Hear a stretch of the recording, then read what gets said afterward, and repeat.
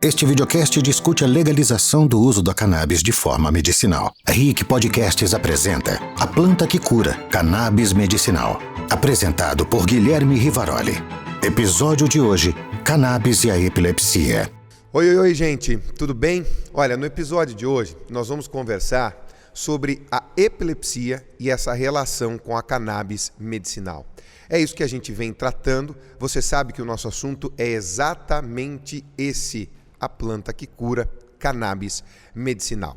Para a gente bater um papo hoje, nós estamos recebendo aqui a Mara Lúcia Schmidt, que é médica neurologista do Hospital Pequeno Príncipe. Doutora, muito obrigado por estar aqui com a gente. Um prazer estar aqui com vocês. E nós estamos recebendo também um casal, e é um casal extremamente relevante nessa situação da cannabis medicinal no Brasil, porque foi o primeiro casal que conseguiu trazer a planta para o Brasil em 2014, que é o Norberto Fischer. Norberto, tudo bem?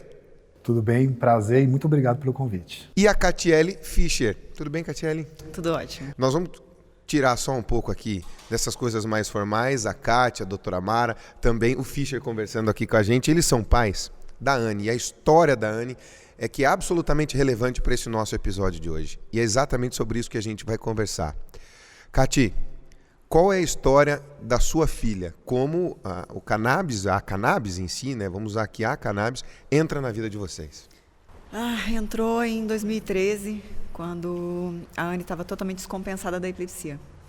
A Anne nasceu com uma síndrome rara, chamada CDKL5, e que, por consequência, tem a epilepsia como um agravante sério. O que é o CDKL5, para quem está nos vendo agora, que não entende direito? Porque são muitas siglas, são muitos nomes, né? CDKL5 é um transtorno genético, né? Ele tem uma proteína ali no organismo que não funciona de forma adequada e outras que dependeriam dela também não. Então, vira um balaio de gato, vamos dizer assim, com uma série de consequências. Então, ela tem um atraso neuropsicomotor muito sério. Vocês descobriram essa síndrome quando nela? Quando ela nasceu, a gente percebeu que ela tinha uma carinha meio diferente. Né? E aí, logo nos primeiros dias, ali nos 45 dias de vida, a gente percebeu que ela estava tendo uma crise convulsiva. Como é que foi essa primeira crise?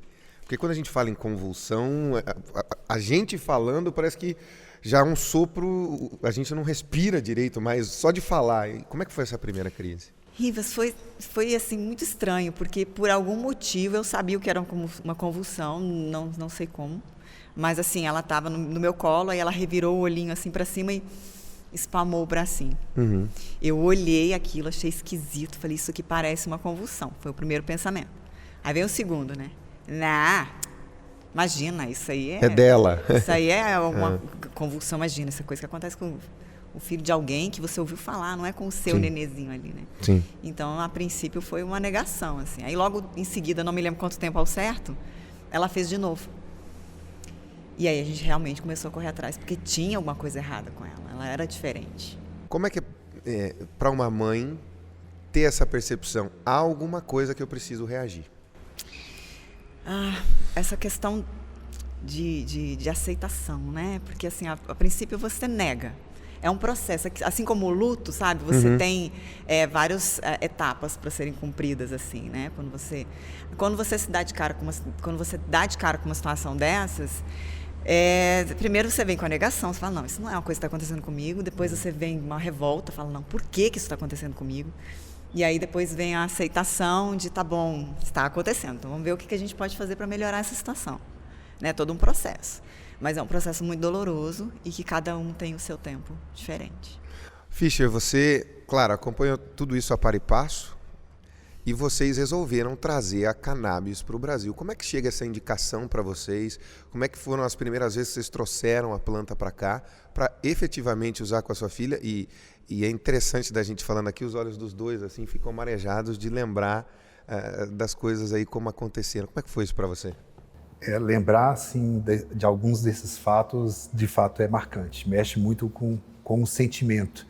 A Cátia estava comentando ali, né, sobre o lance da epilepsia. É impressionante como a gente se sente despreparado, né? A gente não aprendeu isso na escola, a gente não está pronto para vivenciar isso. Então, assim, imagina quantas pessoas aí no Brasil tem algum parente, algum ente querido que às vezes tem epilepsia, vê aquilo acontecendo e você não sabe o que fazer. O sentimento é de desespero. E a Anne, apesar da síndrome dela e tendo as crises, ela vinha desenvolvendo. Com 4 anos, ela conseguiu dar os primeiros passinhos. 3 anos, né? Com 4 ela estava andando até relativamente bem dentro das condições dela, falava algumas palavras, né? Mamãe, papai. Ela tinha algum cognitivo, falava assim, Anne, vamos tomar banho? Ela engatinhava, segurava no móvel e ia para o banheiro. Ou seja, ela estava se desenvolvendo mesmo. Tinha uma resposta dela, né? Tinha. E aí o que aconteceu?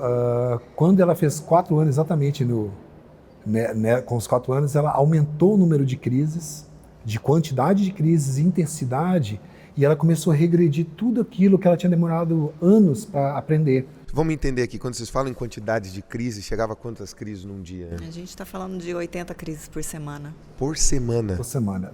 Uma crise a cada 2 horas, e não crises perceptíveis que a gente fala, porque tem crises que você não percebe. Depois a doutora deve até comentar sobre isso. Tem crises que você não sabe a pessoa está tendo crise. Ali não, eram clônica-tônicas, eram crises agressivas. Você via que estava acontecendo isso? Você via que estava acontecendo. E essas crises começaram a tirar tudo que ela tinha. Em 4 meses, ela, de uma criança com atraso, mas que andava e falava, ela virou um bonequinho de pano na cama. Para alimentar, a Catiele tinha que jogar o leite na boca dela, empurrar o dedo com a língua para ela poder se alimentar.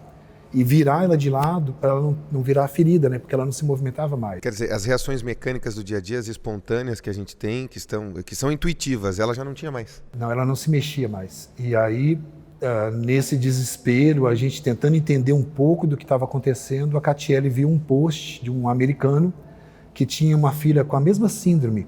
E ele comentou que ele ia testar um tal de CBD. Aí, uma semana depois, ele postou novamente que tinha dado CBD e que as crises tinham reduzido. Havia tido uma melhora com as crises. E aí a gente foi correr atrás, né? A Catiele pode até contar melhor essa parte aí, Cati, conta essa parte aí. Tem uma amiga no Rio de Janeiro, que é a Margarete, que a filha dela também tem a mesma síndrome. E ela me ligou perguntando, você viu lá que o Dustin publicou? Eu falei, cara, vi, mas não entendi muito bem o que foi. Aí ela disse, é um negócio da maconha. Eu tive uma crise de riso na hora. Falei, para, Margarete. Quer dar maconha para minha filha. Tá brincando comigo, Margarete. E aí ela explicou, ela disse que tinha feito contato com uma empresa americana e que ela ia testar para a Sofia, né, que é a filha dela. Aí ela falou assim, vamos lá, você quer também? Eu falei, cara, lógico. O desespero que a gente estava, né? E aí a gente fez um contato com uma pessoa que nós temos lá nos Estados Unidos e aí ela comprou de uma maneira super tranquila nos Estados Unidos, porque lá é considerado suplemento alimentar. Uhum. Disfarçou ali numa caixinha, com uns brinquedinhos, um negócio, uma camuflada, e pá, mandou pra cá. Vocês ficaram com medo disso? Lógico. Sim. Como é que você importa maconha no correio? O sentimento foi, assim, era assustador, né? Todo esse trâmite. Quando de ser preso. De ser preso. E, assim, o dia que a gente deu a primeira dose foi um dia muito marcante, né? Dia 11 de novembro de 2013. Ela ali, então, estava com 5 anos, indo para o 6º ano, é isso? E ela tava muito ruim mesmo, sabe? Assim, ela estava numa situação muito difícil. A gente já tinha tentado um monte de medicação. Combinação, a doutora, né? sabe a interação entre elas e dosagens diferentes e não estava resolvendo, sabe? Então a gente viu, parece meio clichê falar isso, mas a gente viu como a luz no fim do túnel. E foi essa luz? Testar. Aí nesse dia, foi a luz. E aí nesse dia a gente estava ali na bancada lá de casa e a gente super emocionado. A nossa cozinha é tipo americana, né? A Katia do lado de dentro da cozinha, eu do lado de fora. Aí a gente preparou aquela dose, né, altamente científico, né, 1 grão de arroz, essa era a medida. A medida era essa. A unidade de medida improvisada. Para a gente entender, quem está nos acompanhando, não existia uma medida, era uma medida inventada. A gente seguia os passos da família americana. Então o que eles diziam a gente seguia. Né? Então a unidade de medida era 1 grão de arroz. Aí a gente botou esse grão de arroz na colherinha, misturou com óleo. E assim, puxou com a seringa. Puxou a seringa, foi assim, uma situação bastante forte e marcante, né? Eu me lembro até hoje, a gente caminhou até a cozinha, até a sala, a gente tem um colchão na sala, sim, onde a Anne fica deitadinha ali, onde a gente interage com ela. A interação é ali, né? E ela deitada ali naquele momento, a Catiele ajoelhou de um lado, eu ajoelhei do outro, eu só me lembro assim que a gente só chorava, né? Era chorando, aí a gente foi botando a boquinha, aquele olhinho dela, aquele óleo, né? O canabidiol nos lábios da Anne ali na boquinha. E a gente só chorava, né? Espera de um milagre aconteceu. Claro, o negócio não é instantâneo, né? E 9 semanas depois, para nossa alegria, né? essa dosezinha, essa sementezinha deu resultado e ela passou a primeira vez na vida dela uma semana inteira sem uma única crise convulsiva. Nossa. Isso nunca tinha acontecido tinha antes. 80 crises? Isso nunca tinha acontecido. Ela ficava uma semana inteira com zero. A gente não dormia mais à noite e a gente percebeu, né, assim, nas primeiras semanas que começou a fazer efeito quando a gente acordou de manhã cedo e a Catiele virou para mim e perguntou assim: você levantou essa noite para acudir a Anne? Eu falei: não. Ela: eu também não. Foi aí que a gente se deu conta que a gente tinha dormido a noite inteira. Que a gente dormiu a noite inteira e que ela não tinha tido crise convulsiva. Gente. Então, assim, foi um momento muito marcante. Doutora, para a senhora também, nos últimos 7 anos, tem sido uma novidade por dia o tratamento com o canabidiol, com os derivados da cannabis de uma maneira geral, né? Então, escutando, né, a Catiele falando e o Norberto falando, você vê assim, como isso impacta na vida das famílias. A importância, né, e a emoção. E provavelmente vocês já contaram essas histórias muitas vezes. Mas veja, cada vez que vocês contam, isso mexe com vocês novamente, né, envolvendo com todo... a gente em volta, né? Isso, então você vê o quanto é impactante a melhora da qualidade de vida das crianças e das suas famílias. Né? Então a gente fica emocionado e eu os conheci hoje, né? Estou tendo o prazer de conhecê-los, já conhecia de nome há 14 anos. Por quê? Né? Contar um pouco de uma outra história também. A vida é feita de histórias, né? Então, assim, é uma outra criança que a mãe conhece, a Catiele, e essa mãe, a mãe do Miguel, mãe da Priscila, me autorizou a falar o nome, né? Aonde ela disse o seguinte: essa criança estava fazendo de 60 a 70 crises por dia, né? Então, ela já tinha usado todas as medicações possíveis no mercado, as drogas anticrise, que a gente chama, e infelizmente não é igual para todos, a resposta de cada criança é diferente, né? O organismo de cada um é diferente, a causa da epilepsia é diferente para cada criança, então são medicações diferentes. E ela me disse: Mara, ou você aprende a usar, ou eu vou usar sozinha. Quer dizer, foi uma mãe de um paciente da senhora que te intimou. Me intimou a aprender, faz. A aprender a usar. E foi isso mesmo. Então, há 7 anos atrás, eu disse: meu Deus, vamos estudar, vamos aprender. Porque assim, né, na nossa vida, né, Rivas, aprendemos todos os dias. Sim. E por mais que passe o tempo, por mais a gente ache que saiba, a gente vê o quanto não sabe. E sobre o canabidiol foi a mesma coisa. Então começamos a estudar sobre o Dr. Elisaldo Carlini aqui no Brasil. Eu não sabia que ele tinha publicado um artigo com o grupo da Unifesp, né, na década de 80, a importância que foi aquele artigo, e depois acho que em função de algumas regras do Brasil foi proibido, né, ter novos artigos a partir desse, mas já mostrou 8 adolescentes e adultos a partir de 14 anos que usaram o canabidiol e 8 que não usaram, que a gente chama isso de placebo, que não era medicação. Sim. E desses 8, vimos a melhora no artigo que ele teve nessa publicação, onde 6 melhoraram. Né? Que medicação que faz isso? Não é comum você ter uma medicação com esse benefício, quase com essa melhora. Né? Então esse artigo foi impactante para mim quando eu li. Juro, eu falei: meu Deus, né? E daí acabei lendo sobre o Dr. Rafael Mouchulon, que é um médico de Israel, que sabe muito sobre o canabidiol, né? Que acho que tinha parceria com o Dr. Carlini. Infelizmente o Dr. Carlini morreu agora em 2020, né? Ele faleceu. Mas trouxe esse legado para nós e começamos a ler. E eu acabei assistindo a matéria da Charlotte, que saiu na CNN em 2013, falando sobre o canabidiol. E eu me espantei com o benefício que eu vi, né, da Charlotte, na época nos Estados Unidos, e as plantas, qual planta usava, qual planta não usava, e todo esse preconceito, sobre esse mito sobre a planta. E isso foi me tirando o medo, né, e vamos tentar usar. Daí a Priscila fez contato com a Catiele, são amigas, né, até hoje, e passamos a usar no Miguel. E até mostrei para a Catiele agora, antes de entrar, o Miguel era um menino que então convulsionava o dia inteiro, não tinha vida própria. Hoje ele já é um adolescente, ele anda, ele fala, ele tem seus limites, obviamente, mas a qualidade de vida deles mudou completamente. Agora, doutora, como é que é isso hoje? Porque a gente estava conversando aqui, claro, antes da gente começar a gravar esse episódio, a senhora disse: olha, antes eu ia dando o canabidiol e testando, hoje as famílias me pedem Isso já tem existido, principalmente para epilepsia, doutora, como é que está? Então, veja assim, quando que você usa o canabidiol, né, como médico, né? Então, assim, você já usou as medicações de primeira linha, vamos chamar assim, indicações que a literatura científica nos ensina. E não vai bem aquele paciente. Então, tem criança que não responde. Além de não responder ao remédio, ele só faz os efeitos colaterais da medicação, que é ainda mais grave. Então, tem algumas medicações que faz alteração hepática grave, sabe? Faz insuficiência hepática grave. Tem medicações que faz plaqueta baixa, faz leucócito baixo. Tem medicações que faz distúrbio metabólico, que altera o sódio, sabe? Então, a criança pode convulsionar até por isso.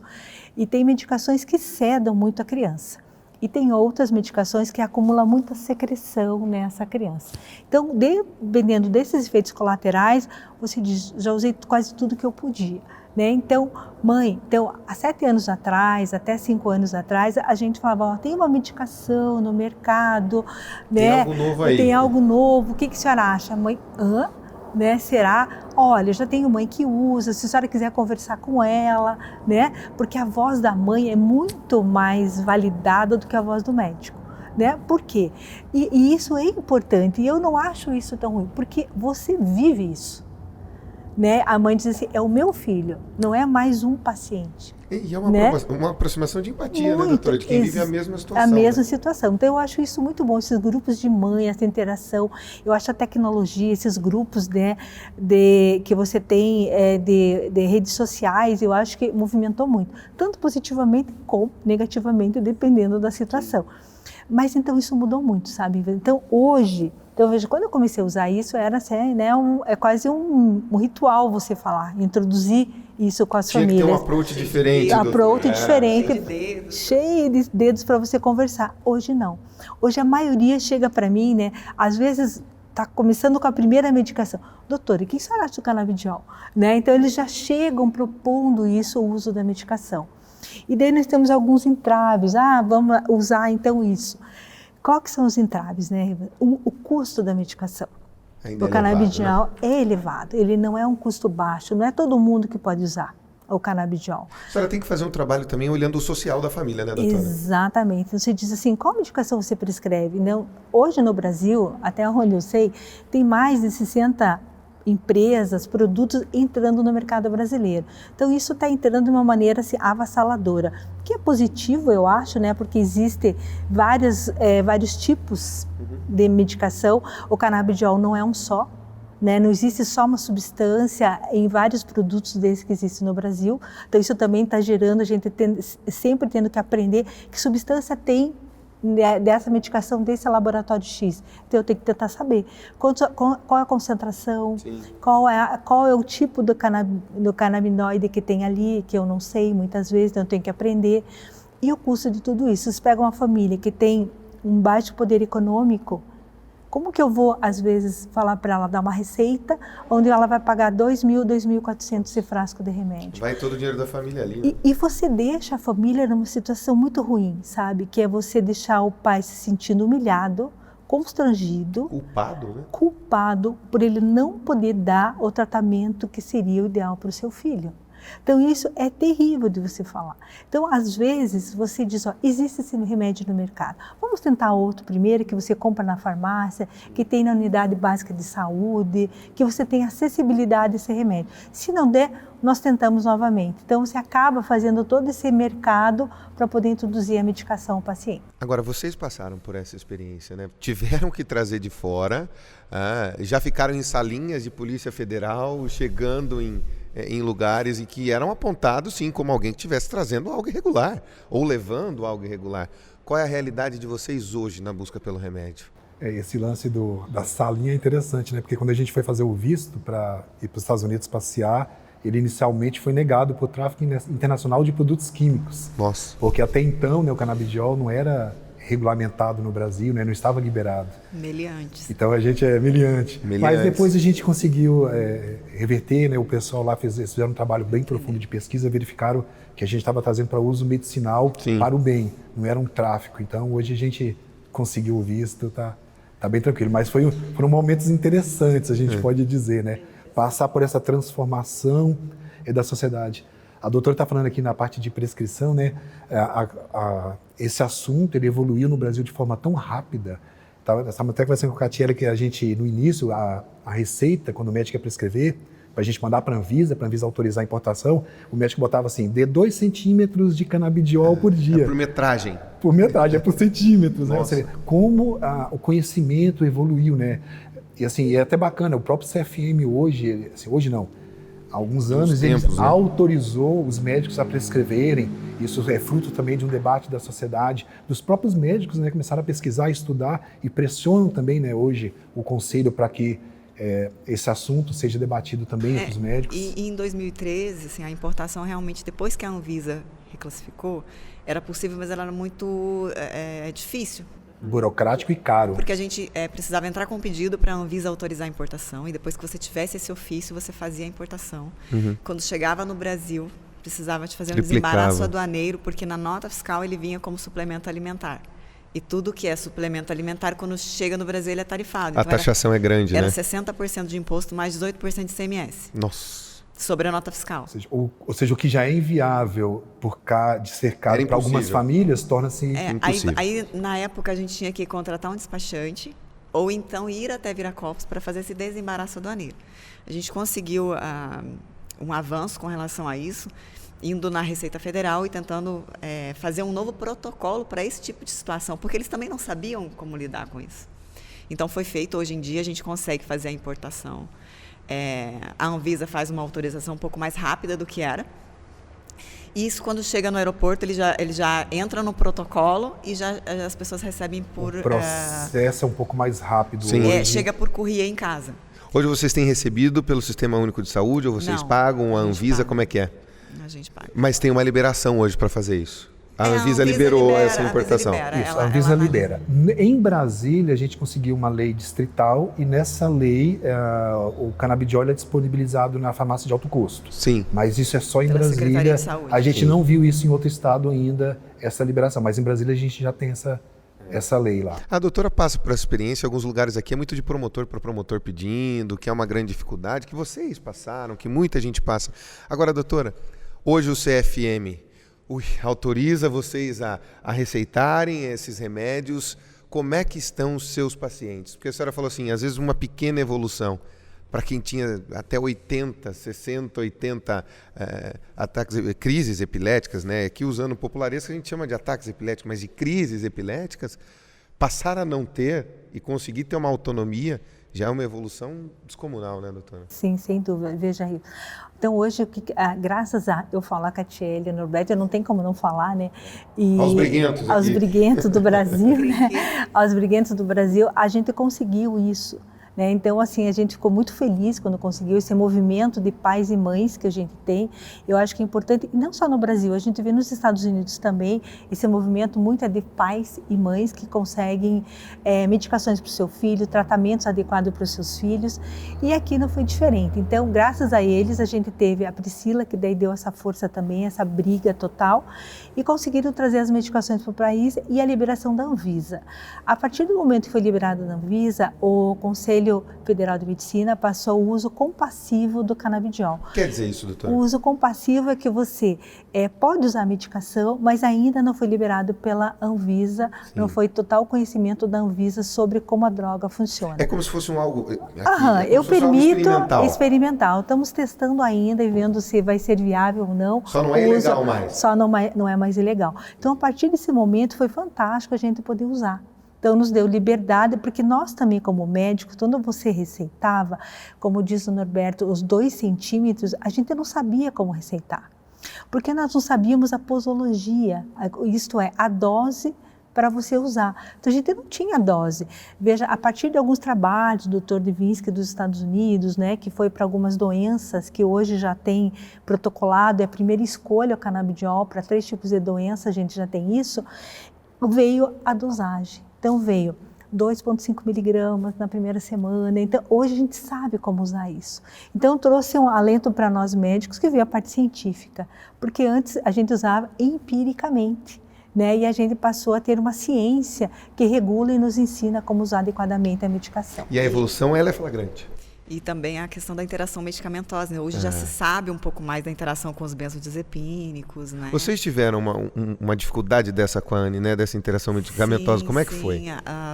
Hoje é sabido que os benzodiazepínicos são potencializados pelo CBD, né? E alguns outros canabinoides também, né, doutora? Então, assim, a gente teve um episódio que a Anne entrou em status de mal epilético e ela já estava em uso de CBD, mas infelizmente quando tem que descompensar, né, por algum motivo ela descompensa. E aí eles fizeram uso de Idantal e aí deu um nível tóxico. Isso no hospital? Dentro do hospital. Ela ficou bem ruinzinha. Mas aí foi tudo descontornado, depois que a gente conseguiu perceber que o nível estava um nível tóxico do Idantal, então e isso é uma das causas que a gente continua batalhando ainda no Brasil, né, para a gente poder evoluir com as pesquisas. É preciso que as regulamentações, as regras para pesquisa sejam simplificadas, porque a gente precisa que isso ande rápido, né? Tem pesquisa andando? Tem, mas elas são burocráticas, elas são lentas e não atendem à necessidade. Nos primeiros anos, quando a gente estava trazendo o CBD, que a Anvisa ainda estava estudando se ele iria ou não iria regulamentar, esse conhecimento médico, né, era trocar de família em família. Uma família ligava para outra, olha, meu filho, comecei a dar o CBD, começou a ficar vermelho, o que está acontecendo? Então essa experiência, essas dosagens iniciais, elas surgiram na troca de experiência entre as famílias aqui no Brasil. Do que vocês passaram dessas experiências? Olha, reagiu de uma forma, deu esse efeito colateral ou deu essa reação? Do que vocês lembram assim da Anne? Eu me lembro que ela voltou a dormir, sabe, direitinho. E pra gente foi muito impactante aquela primeira noite que ela dormiu, porque assim, ela convulsionava dioturnamente, né? Assim, a epilepsia, ela não escolhe horário, ela não te dá nenhuma indicação de que vai acontecer. Então, assim, ela podia convulsionar às 7 da manhã, como às 3 horas da manhã. Então, a gente como eram muito frequentes, nós acabamos perdendo a conta, sabe? Então, a gente tinha grudado na parede. Aquilo virou a realidade de vocês. Era a nossa realidade. Então, assim, a gente tinha um papelzinho grudado na parede do quarto dela, e uma caneta. Então, se eu levantava 3 vezes, eu marcava lá. Para a gente ter o controle do que estava acontecendo, né? Quem é que ia levantar da vez? Aí um dia eu levantei e... Não, foi você que levantou primeiro, falou, quantas vezes tu foi lá ver a Anne? Eu falei, cara... Na verdade foi você que perguntou, né? E aí ele falou, o papel estava em branco aquele dia. Pois é. E aí a gente se deu conta. Mas olha para te ver o impacto que isso tem, dormir, cara. Dormir uma noite. E nesse lance da interação medicamentosa e de troca de informação entre as famílias, né, teve um caso uma vez, uma mãe em Porto Alegre queria saber como é que a gente preparava para dar para a Anne, porque ela estava indo dar o CBD pela primeira vez. Era um teste para ela também. E ela não sabia como preparar. E o médico estava meio confuso. Aí eu peguei e filmei, né, a Catiele ali com a mão, filmei a mão da Catiele, só aparecia a mão da Catiele e o produto. A Catiele preparando ali no balcão, a gente preparou, beleza, e mandou. Aqueles 2 grãos de arroz, não, centímetros, né? Centímetros, grão de arroz. Nessa época já era grão de arroz. Variou grão de arroz, centímetro, tamanho de feijãozinho, né? Aí a gente mandou lá para essa mãe. Aí passou alguns meses depois, uma mãe me manda uma filmagem, um vídeo, fala assim, olha, Norberto, a minha médica aqui passou para minha filha e ela me passou esse vídeo dizendo que é assim que a gente dá. A gente fica insistindo na questão da qualidade de vida, mas é isso que a gente busca. Porque a maioria dessas síndromes, dessas situações, são coisas que são tão calejadas e que as famílias já não tem mais para onde correr. E aí, então, vocês chegaram perto do limite? Assim, pergunta de quem também é pai e está olhando pelo lado de fora, que nunca passou por isso, uma febre. Para quem não passa por crises epiléticas dentro de casa, uma febre é uma correria. Eu imagino essa situação. Chegou um momento de um cansaço extremo de pensar em desistir? Rivas, eu vou te dizer do fundo do meu coração, a gente chegou a um ponto que a gente estava esperando para ver qual que ia ser a última crise, né, filha? Isso foi antes do CBD. A Catiele já tinha até feito o roteiro de sair correndo para levar para bombeiro. A gente tinha estratégia de rota hospitalar. A gente vivia um luto diário, era esperando qual seria a última crise da Anne. Que a gente sabia que alguma hora a última viria, porque não ia ter retorno. A gente sabia disso. Ela estava em uso de 5 anticonvulsivantes. 5 anticonvulsivantes e convulsionando de 2 em 2 horas. Mesmo com uma... E crises tônicas clônicas generalizadas. A doutora pode dizer melhor que qualquer um que a epilepsia ela mata por uma parada cardiorrespiratória. Né? Ela causa, porque o colapso neurológico é tão grande que para de mandar a informação, tipo, o coração tem que bater. Então, esse é o grande risco da epilepsia. E assim, justamente por passar por esses momentos, né, a gente vivenciar isso, quando a gente descobriu que tinha algo que estava fazendo diferença, que poderia ajudar milhares de famílias, a gente não podia ficar calado. Aí a Katia foi muito mais corajosa que eu, né? Ela teve a coragem, botou a cara mesmo na mídia. Falei assim, cara, vamos divulgar, vamos falar para todo mundo, porque isso não pode ficar secreto, essa informação. A gente não pode ficar só pra gente isso aqui. Isso aqui pode melhorar a qualidade de vida de milhares de pessoas no Brasil. Nessa época, a revista Super Interessante estava fazendo uma edição especial sobre cannabis. E as várias ângulos, né? Sim. O medicinal, o recreativo, o industrial. Sim. E aí o repórter, chama Tarso, beijo Tarso, ele ligou pra gente e querendo saber da história da Anne, porque ele tinha ouvido falar que a Anne estava ficando bem. Aquela telefone sem fio. Alguém falou, né? E aí ele chegou, quando ele ligou, achei que era a Polícia Federal. Falei, agora lascou. E eu morrendo de medo. Danou-se. Falei, não falo, não. O medo de ser preso dela é grande, eu já percebi. Isso aqui é mais nela que nele. Não, tem que 2 filhas para criar. E aí, mas o poder de convencimento dele era bom. Falei, cara, de repente pode ser uma oportunidade para a gente poder divulgar.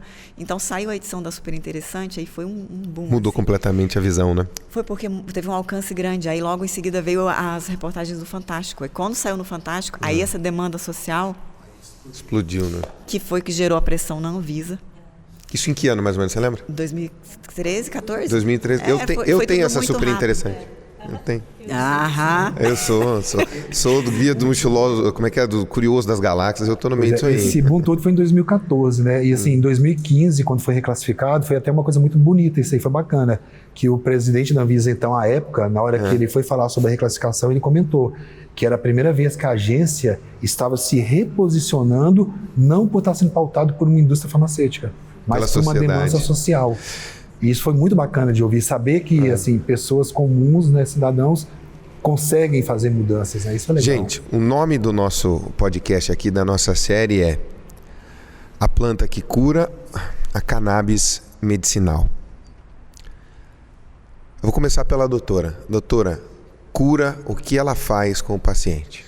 Então, o canabidiol, ele não cura, mas ele melhora muito a qualidade de vida do paciente. É sensível isso? É sensível, graças a eles novamente e a todas as mães que a gente usou, nos reforça isso. Então a gente assim, tanto que é a primeira vez que estou aqui falando sobre o canabidiol, né? Porque a gente tinha muito, até receio. O que muito nos honra, doutora. A doutora estava comentando isso.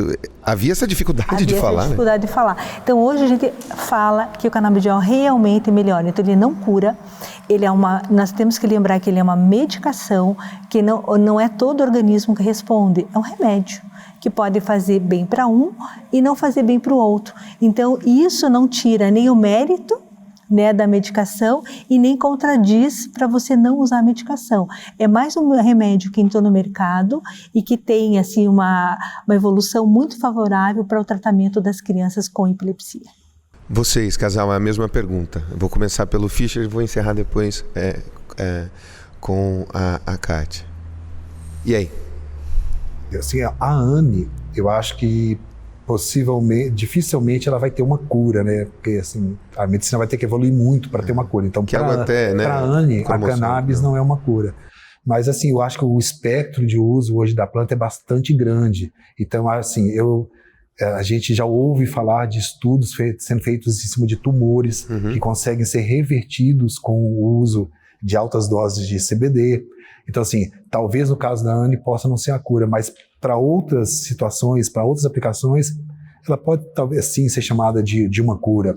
De repente a pessoa só tem um problema ali um pouco depressivo, tem uma variação de humor e de repente a cannabis ela consegue estabilizar isso por tempo suficiente a ponto de uma hora que ela parar de usar, isso está curado, né, essa variação de humor. Então assim, como leigo, como pai, né, não como médico, eu acredito que sim, em alguma situação ela pode vir a ser a cura. Não é o caso da Anne, mas ela pode vir a ser uma cura. Kátia, você inclusive deixa cravado na sua pele o CDKL, né? 5 que está aí. CDKL 5. Para você, uma evolução muito grande da sua filha, como está a Anne hoje? E a mesma pergunta que eu fiz para o Fischer, fiz para a doutora, faço para você também. Rivas, eu acho que a grande questão é a qualidade de vida. O CBD, assim como a doutora disse, é um paliativo, como qualquer outro medicamento. Funciona para certas pessoas, para outras nem tanto. E a única diferença aí é que existe um pouco mais de complexidade na questão das dosagens e prescrições de quais canabinoides funcionam melhor para qual síndrome, para qual situação. Eu posso dizer claramente que a qualidade de vida da Anne hoje... E da família, né? E da família é infinitamente maior do que era quando ela tinha 5 anos. Né? Então, eu acho que é um campo muito vasto e precisa ser explorado. Muito bem, gente. Nesse episódio nós falamos do caso da Anne, dessas 2 pessoas que foram de vanguarda em busca de trazer essa solução. Também da doutora Mara Lúcia Schmidt, que hoje prescreve, e o depoimento dela também é muito forte, dizer, olha, eu não falava sobre esse assunto, hoje eu falo porque eu tenho certeza que pode representar essa qualidade de vida. Doutora Mara Lúcia, muito obrigado por participar com a gente. Obrigada a vocês, obrigada pela oportunidade, né? E obrigada por conhecer vocês todos também nessa luta grande que ainda continua. Né, continuamos na luta. Obrigada. Norberto, Catiele Fischer, obrigado também pelo depoimento de vocês, pela emoção transmitida por vocês e por essa luta, que hoje já não é mais só dos 2, é de muita gente nesse país. A gente que agradece a oportunidade, é sempre bom conseguir falar e levar a informação direito, sabe? Porque tem muita coisa que se fala que não é verdade, ou que é meio distorcido. Então, assim, você levar a informação assertiva é sempre bom. A gente sempre comenta sobre isso, né? A única maneira de você derrubar um preconceito é com informação de qualidade. Isso. Eu acho que na hora que a gente apresenta a realidade, os estudos que envolvem a cannabis, muitas barreiras são derrubadas. E é exatamente isso que nós estamos tentando fazer aqui nessa série. E a nossa pergunta é sempre essa, a nossa frase que vai nos levar à frente aqui nesses episódios todos é essa: a planta que cura, a cannabis medicinal. Está dentro da plataforma RIC Podcasts e em todos os tocadores de podcasts, né? Você pode escolher o que você mais gosta para continuar acompanhando a nossa série que esclarece sobre a cannabis, sobre a parte medicinal da cannabis que tem transformado a vida de tanta gente. Você pode escolher aí no tocador que você mais gosta. Até a próxima.